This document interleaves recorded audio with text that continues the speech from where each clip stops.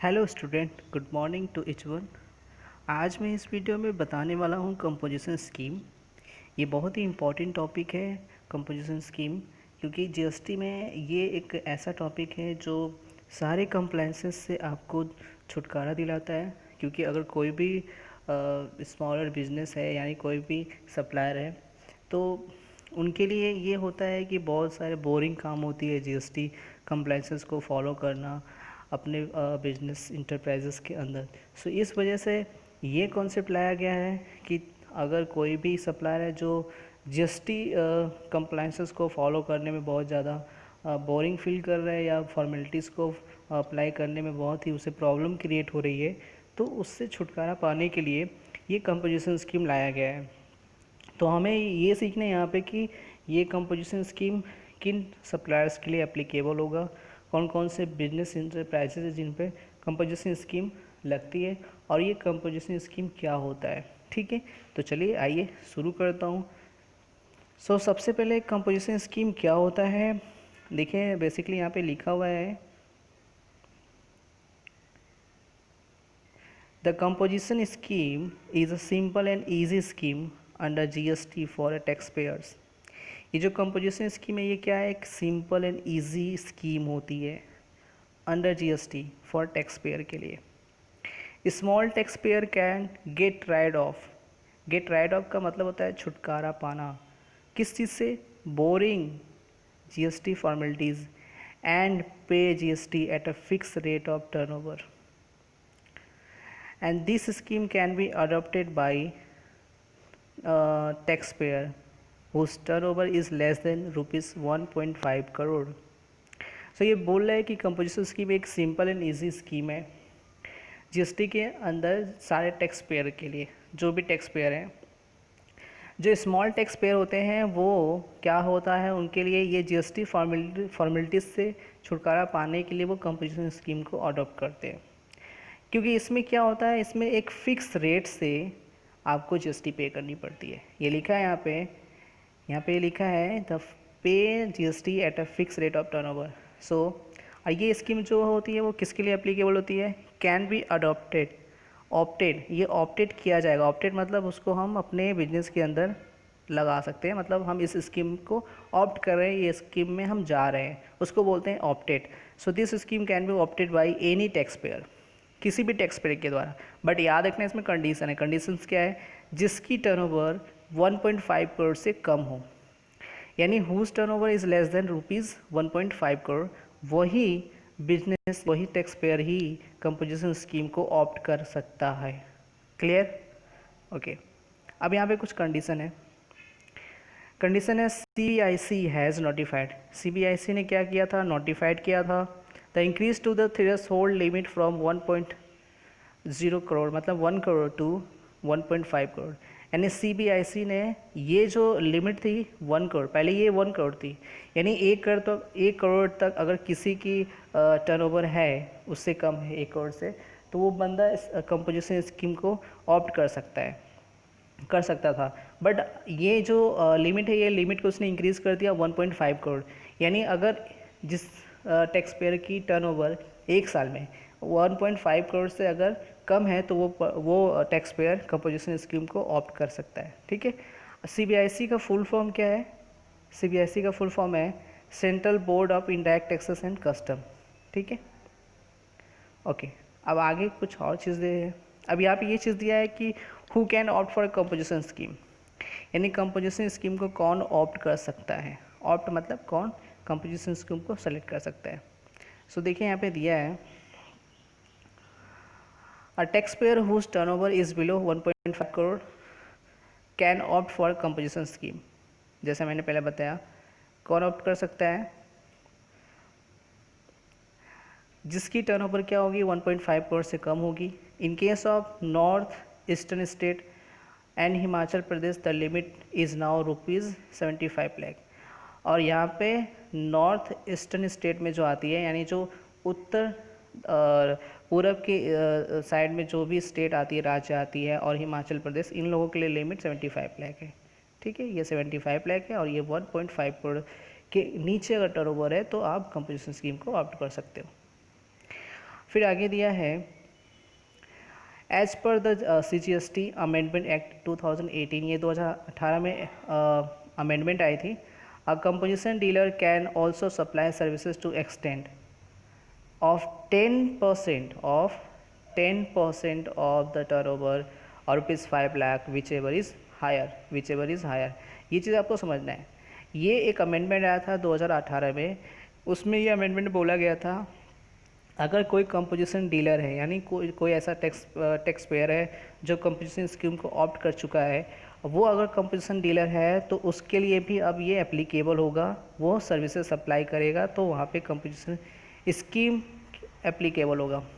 लेकिन कितनी सर्विसेज तक की वैल्यू को लिया जाएगा, ये बोल रहा है कि the supply services to an extent of 10% of turnover.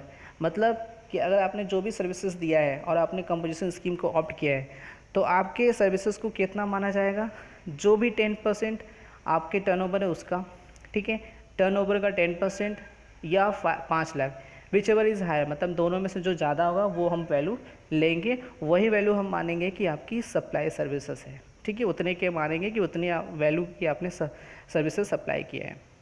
ये अमेंडमेंट जो है, this amendment will be applicable from 1 फरवरी 2019। ये जो अमेंडमेंट है ये 1 फरवरी 2019 से एप्लीकेबल हुआ, ठीक है।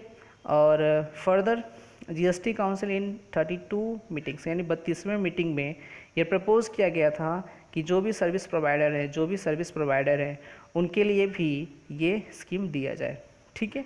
तो ये GST काउंसिल ने 32वें मीटिंग में propose an increase to this limit of service provider on 10 जनवरी 2019, यानी 10 जनवरी 2019 को मीटिंग हुआ था। और वो मीटिंग कौन सा मीटिंग था, 32वां मीटिंग था।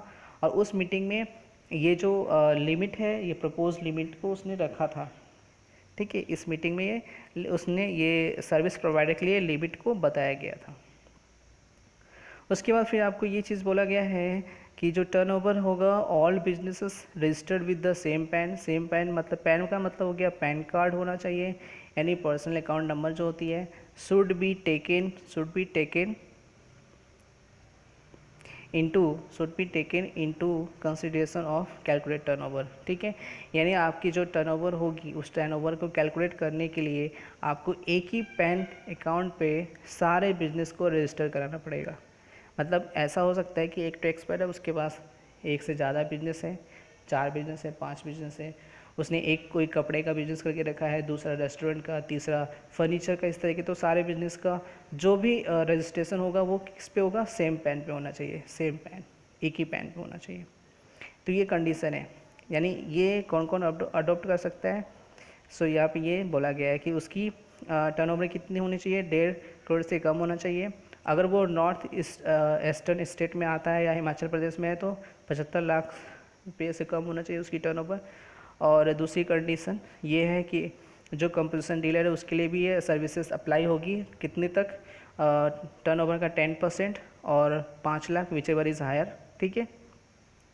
और उसके पास जितने भी बिजनेस हैं सारे बिजनेस के लिए एक ही पैन पे रजिस्ट्रेशन होना चाहिए टर्नओवर कैलकुलेट करने के लिए, ठीक है। एंड दूसरा अब ये है who can not opt for composition scheme, कौन कंपोजिशन स्कीम को ऑप्ट नहीं कर सकता है। The following people can not opt for the composition scheme, ठीक है। कौन, नीचे वाले पर्सन है जो कंपोजिशन स्कीम को ऑप्ट नहीं कर सकते हैं। कौन कौन, जैसे अगर मैन्युफैक्चरर ऑफ आइसक्रीम, पान मसाला बनाने वाला जो होता है, टोबैको, यानी मैन्युफैक्चरर ऑफ आइसक्रीम, पान मसाला और टोबैको, ये सब आपके कंपोजिशन स्कीम को ऑप्ट नहीं कर सकते, ठीक है। क्यों, क्योंकि इनकी जो टर्नओवर होती है वो हम मान के चलते हैं कि ये 1.5 करोड़ से ज़्यादा ही होगा, ठीक है। उसके बाद person making inter state supply, हाँ, अब जो पर्सन इंटर स्टेट सप्लाई कर रहे हैं जाहिर सी बात है कि उसकी टर्नओवर क्या होगी, 1.5 करोड़ से ज़्यादा ही होगी, क्योंकि एक स्टेट से दूसरे स्टेट सप्लाई करना ये मतलब एक बड़ा बिजनेस का इंडिकेशन कर रहा है आपको। तीसरा उसके बाद है कैजुअल टैक्सेबल पर्सन और नॉन रेसिडेंट टैक्सेबल पर्सन। अगर कोई कैजुअल टैक्सेबल पर्सन है या फिर कोई नॉन रेसिडेंट टैक्सेबल पर्सन है, यानी जो आउटसाइड इंडिया है कोई सप्लायर, उस केस में या फिर कोई कैजुअल टैक्सेबल पर्सन है। ये मैंने पहले भी डिस्कस किया था, कैजुअल टैक्सेबल पर्सन क्या होता है, जो रेगुलर टैक्स पेयर होता है, जो रेगुलर अपने बिजनेस कैरी करता है और रेगुलर गवर्नमेंट को टैक्स पे करता है, उसको कैजुअल टैक्सेबल पर्सन बोलते हैं।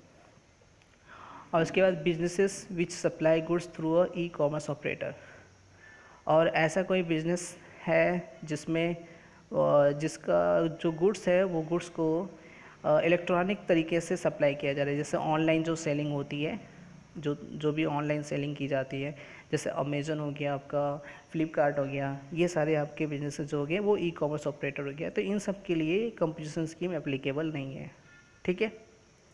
नाउ अब थर्ड ये आपका ये कॉन्सेप्ट ये भी है, क्या है, what are the condition for availing composition scheme. हाँ, मतलब अगर आप कंपोजिशन स्कीम को अवेल करना चाहते हो, ऑप्ट करना चाहते हो, तो आपको कुछ कंडीशन आपको फॉलो करनी पड़ेगी। क्या क्या कंडीशन है? The following condition must be satisfy in order to opt for composition scheme. First, no input tax credit can be claim by a dealer opting for composition scheme. मतलब जो भी composition scheme का supplier होगा या dealer होगा, वो input tax credit avail नहीं कर सकता, क्लेम नहीं कर सकता। मतलब उसे आईटीसी नहीं मिलेगा। आईटीसी का मतलब क्या होता है? इनपुट टैक्स क्रेडिट, ठीक है। ये क्या होता है मैं आगे डिस्कस करूँगा। उसके बाद the dealer can not supply GST exempted goods. मतलब अगर कंपोजिशन स्कीम में जाना है तो फिर आपको एग्जेम्प्टेड गुड्स की आप सप्लाई नहीं कर सकते, करेक्ट।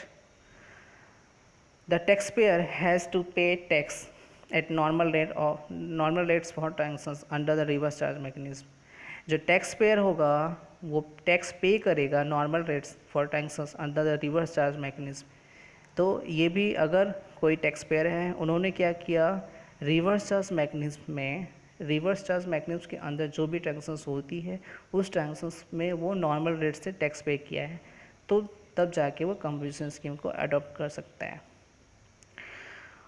उसके बाद if the tax payer has different segment of business. अगर कोई टैक्सेबल पर्सन है, उसके अलग अलग बिजनेस है, अलग अलग तरह के बिजनेस है उसके पास।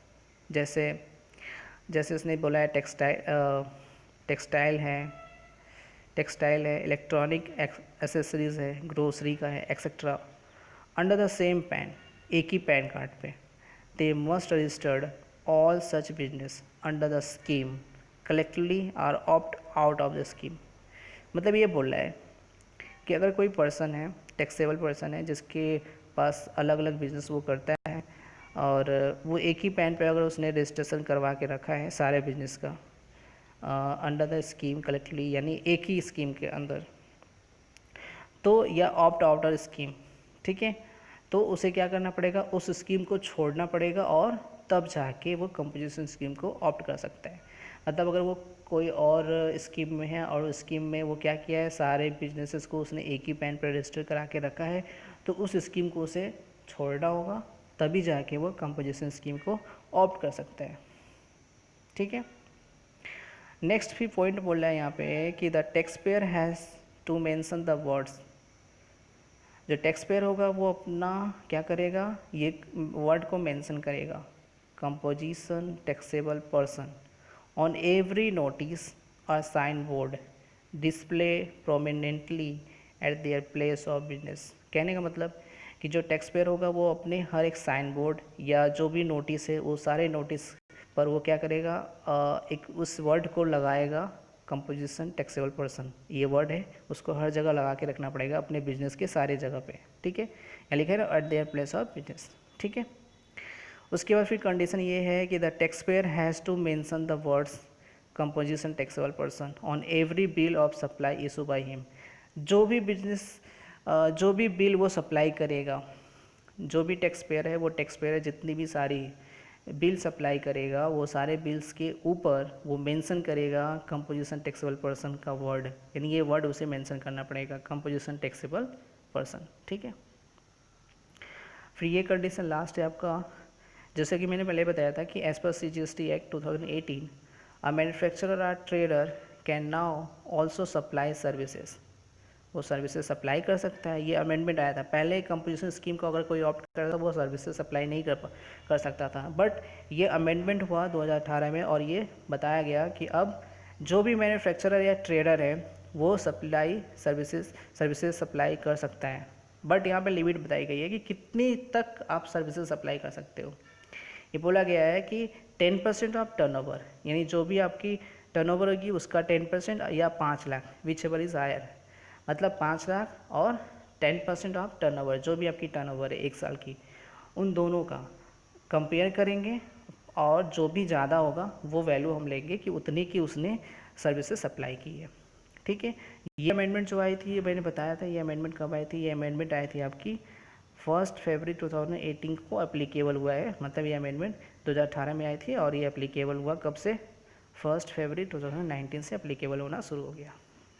ठीक है, तो ये तो था आपका कि कंपोजिशन स्कीम क्या होती है और कौन इसे ऑप्ट कर सकता है और कौन ऑप्ट नहीं कर सकता है, कंडीशंस क्या है कंपोजिशन स्कीम को अवेल करने की।